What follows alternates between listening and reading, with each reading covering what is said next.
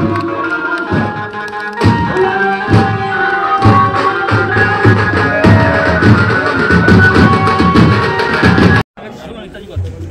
পরাক্রম দিবস, ভারতরত্ন এবং আমাদের ভারতবাসীর 140 কোটি ভারতবাসীর প্রাতঃস্মরণীয় ব্যক্তিত্ব নেতাজি সুভাষচন্দ্র বসু, তাকে প্রণাম করা, ফুল দেওয়া, সে কাজটা ইতিমধ্যেই করেছি এবং আমাদের দেশের গর্বের এবং মর্যাদার জাতীয় পতাকা এখানে উত্তোলন করা হয়েছে পঞ্চায়েত সমিতির প্রাঙ্গণে।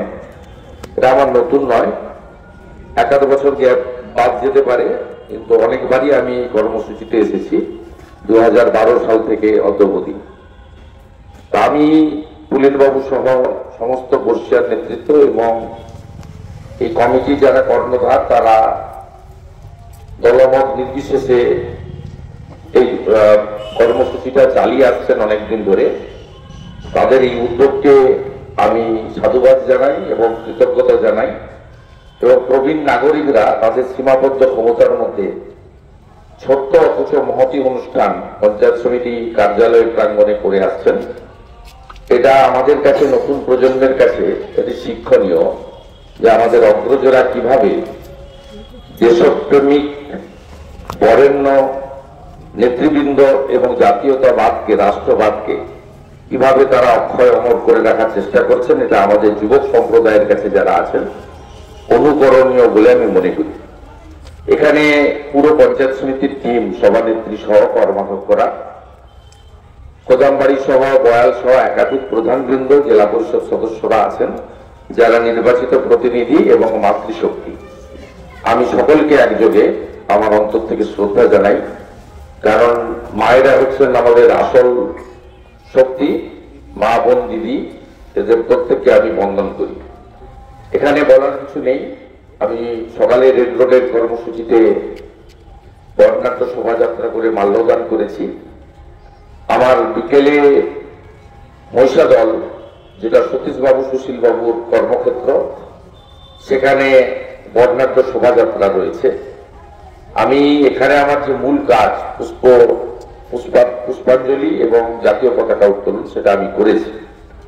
আমার একটাই কথা, সেটা হচ্ছে নেতাজি সুভাষচন্দ্র বসুর জন্মদিন, আবির্ভাব দিবস আমরা পালন করি, কিন্তু তার যে অন্তর্ধান রহস্য সেটা এখনো উন্মোচিত হয়নি। সেই অমীমাংসিত বিষয়টি মীমাংসিত হোক, এটাই প্রার্থনা করবো আজকের দিনে। এবং আক্ষেপের সুরেই বলবো যে ভারতবর্ষের যদি প্রথম প্রধানমন্ত্রী নেতাজি সুভাষচন্দ্র বসু হতেন, তাহলে আমাদের দেশ অনেক এগিয়ে যেতে পারত এবং খণ্ডিত ভারত পূর্ণাঙ্গ ভারতে পরিণত হতে পারত, এবং আমাদের স্বজনরা আজ বাংলাদেশে যে কষ্ট পাচ্ছেন সেটা কখনোই পেতেন না, এটা আমি বিশ্বাস করি।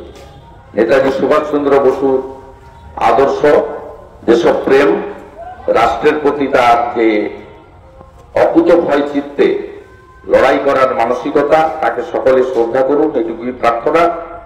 এবং আমি রাজনীতির বাইরে গিয়ে বর্তমান প্রধানমন্ত্রীকে ধন্যবাদ দেব যে একটা সময় নেতাজি সুভাষচন্দ্র বসু দিল্লি চলো ডাক দিয়েছিলেন, কিন্তু স্বাধীনতার অনেকদিন পরেও ভারতবর্ষের রাজধানী দিল্লিতে তাকে সঠিকভাবে মর্যাদা দেওয়ার কাজ কেউ করেননি। দিল্লিতে সবচেয়ে ব্যস্ততম যে রাস্তাটি, কর্তব্য পথ, সেখানে বর্তমান সরকার নেতাজি সুভাষচন্দ্র বসুর দণ্ডায়মান, পূর্ণাবয়ব মূর্তি প্রতিষ্ঠার মধ্য দিয়ে নেতাজি সুভাষচন্দ্র বসুকে তার যথাযথ সম্মান ভারতবর্ষের ক্যাপিটাল দিল্লিতে দিয়েছেন। এর জন্য আমরা সকলে গর্ব অনুভব করি। আগামী দিনে আমার নির্বাচন কেন্দ্রে বিভিন্ন শিক্ষা প্রতিষ্ঠান, বিভিন্ন রেজিস্ট্রার ক্লাব, বিভিন্ন ধর্মীয় প্রতিষ্ঠান, তারা নেতাজি সুভাষচন্দ্র বসু, স্বামী বিবেকানন্দের মতো প্রাতঃস্মরণীয় ব্যক্তিত্বের মূর্তি প্রতিষ্ঠা করার উদ্যোগ গ্রহণ করলে আমি তাদের পাশে থাকার চেষ্টা করব, এইটুকু প্রতিশ্রুতি দিয়ে সকলকে ধন্যবাদ জানিয়ে এই কমিটি স্বামীজির মন্ত্র চরৈবতী চরৈবতী বলে অনেক দিন ধরে এই ধরনের ছোট্ট অথচ মহতী অনুষ্ঠানের মধ্য দিয়ে ভারত রত্নকে শ্রদ্ধা জ্ঞাপন করবে, এই আশা অঙ্গীকার রেখে আমি আমার কথা এখানে শেষ করলাম। ভারত মাতা কি, ভারত মাতা কি, বন্দে বন্দে।